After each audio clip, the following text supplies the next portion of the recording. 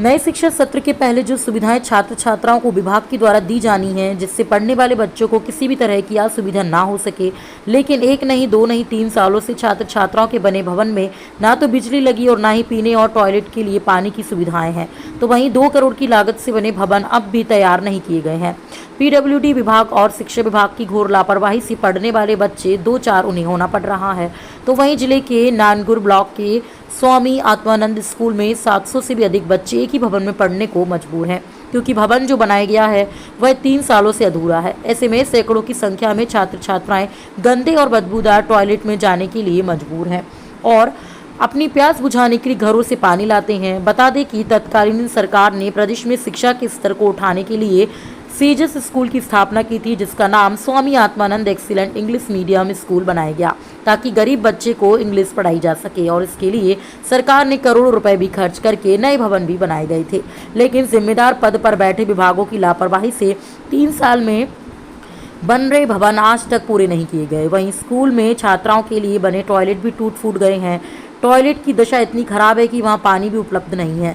इधर स्कूल की दशा को लेकर शिक्षक भी खामोश हैं और विभागीय आपसी खींचतान के चलते स्कूल अब तक पूरा नहीं किया गया। वहीं पीडब्ल्यूडी विभाग के अधिकारी और शिक्षा विभाग के अधिकारियों को भी जानकारी नहीं है और अब स्कूल जाकर सारी व्यवस्थाएं ठीक करने की बात कही जा रही है। जगदलपुर से ब्यूरो चीफ अनिल राव की रिपोर्ट। पानी की क्या समस्या आती है? पानी गंदा पानी आता है पीने का जी। और टॉयलेट वगैरह? हाँ भी आता है और गंदा आता है पानी। तो आप यूज नहीं करते हो? करते ज़्यादा उतना भी नहीं करते। साफ सफाई गंदा रहता है। गंदा रहता है जी। तो अभी टीचर लोग को नहीं बताते? बताते हैं अभी तक नहीं हुआ है जी। प्रेमलता पूजा। कौन सी क्लास? 11th में। क्या समस्या आती है आप लोग को? टॉयलेट गंदा रहता है और पानी को भी कबाड़ रहता है। नहीं आता। अब पीने का पानी? पीने का पानी घर से लाते हैं, फिर दुकान का लाते हैं। खरीद के पीते हो? अरे घर से लाते हैं। और तो पढ़ाई वढ़ाई कैसे होता है? ठीक होता है। ठीक होता है। क्या नाम है? श्रीमती रेणु परिधा। जी, क्या दिक्कत है आती? बिल्डिंग तैयार नहीं है, एक ही बिल्डिंग में इंग्लिश और हिंदी? एक तो 2 शिफ्ट में चलती है, जिसके कारण हम लोग का 11:45 से स्कूल स्टार्ट होता है। हमको इधर बच्चों के लिए बहुत कम समय मिलता है। पर पीरियड हमको 35 करना पड़ता है। गेम्स के लिए कोई समय नहीं मिलता है। प्रैक्टिकल के लिए हम लोगों को समय नहीं मिलता। हम लोग को थ्योरी की क्लास में ही प्रैक्टिकल लेना पड़ता है, तो हमको थ्योरी के लिए बहुत समस्या आती है। सत्र शुरू हो चुका है। हाँ, अब बच्चे को पानी की भी समस्या यहाँ काफ़ी? पानी की है। बीच बीच में सालों होता है, मतलब 1-2 महीना ठीक रहेगा, उसके बाद फिर वही कभी पाइप टूट जाता है, कभी गंदा पानी आने लगता है। बच्चियाँ तो घर से लाती है बोले पानी पीने का?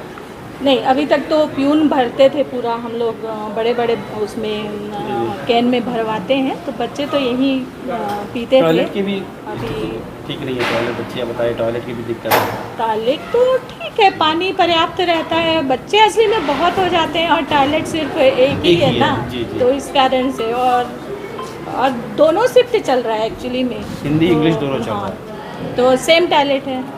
आप लोग बिल्डिंग हैंडओवर हो जाए तो जल्दी, मतलब वो सबसे बड़ी समस्या का समाधान है। हमको कब से नई समस्या बिल्डिंग झेल रहे हैं आप? हो गया जब से इस बिल्डिंग में आए हैं और जब से वो रिपेयर होना शुरू हुआ है, मरम्मत कार्य अब तक हो ही रहा है। इंग्लिश मीडियम में सर 348 बच्चे यहाँ पे इनरोल्ड हैं और उसमें से 195 बालक हैं और 153 बालिकाएं हैं, कन्याएं हैं। और यहाँ पे 11 शिक्षिका पदस्थ हैं, जिसमें से 8 कम है। यहाँ पे शिक्षक भी पर्याप्त नहीं है। अब तो स्कूल शुरू हो चुका है, भवन हमको नहीं मिला है, लाइट नहीं है, पानी की व्यवस्था नहीं, तो कैसे संचालित हो रही है और क्या क्या कमी है? अच्छा, भवन पीडब्ल्यूडी सितंबर 2022 से इस काम चालू किए हैं। पुरानी बिल्डिंग की रिपेयरिंग हुई है, कर रहे हैं रिपेयरिंग। आज भी काम चालू है लाइट का।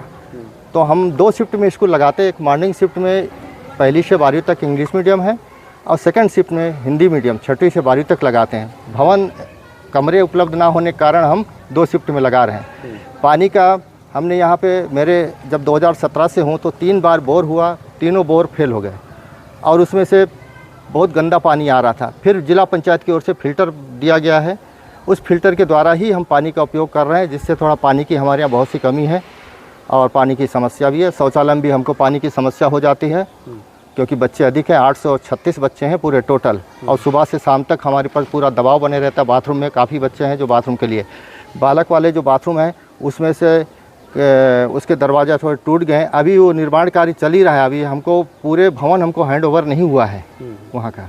पीडब्ल्यूडी से बराबर संपर्क कर रहा हूँ, और उनको लाइट के लिए भी उनको कई बार फ़ोन किया, बताया उनको, और पीडब्ल्यूडी के इंजीनियर को बताया कि भवन हमको उपलब्ध करा दें। तो इन्होंने कहा कि 18 जून को हम भवन किसी भी हालत में दे देंगे, और आज तक हमको भवन उपलब्ध नहीं हुआ है। क्या क्या दिक्कत आ रही भवन नहीं मिलने से? भवन नहीं आने से बच्चों को बैठाने में दिक्कत आ रही, वर्षा का समय है, और एक साथ हमारा स्कूल लगेगा तो बहुत बढ़िया, हमारी देख रेख बहुत अच्छा से होगा। जैसे सुबह में मॉर्निंग 9 बजे आ जाता। और चूंकि वो बिल्डिंग बनने के बाद वहाँ की स्थिति है कि वहाँ पर लाइट अब तक नहीं लगाया गया, कारण क्या है? 3 साल बीत चुके हैं। देखिए, इसमें क्या होता है, ये जो कार्य है अपने 2 पार्ट में होती है, एक आती है सिविल का, दूसरी आती है बिजली का।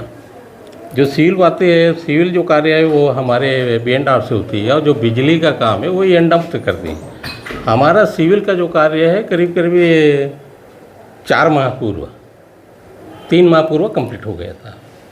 अब रही सवाल इसमें बिजली लगाने का है, तो E&M विभाग करता है, जो अपने ही पीडब्ल्यूडी का भाग है ये, जो बिजली के सारे काम उनके द्वारा संपादन किया जाता है।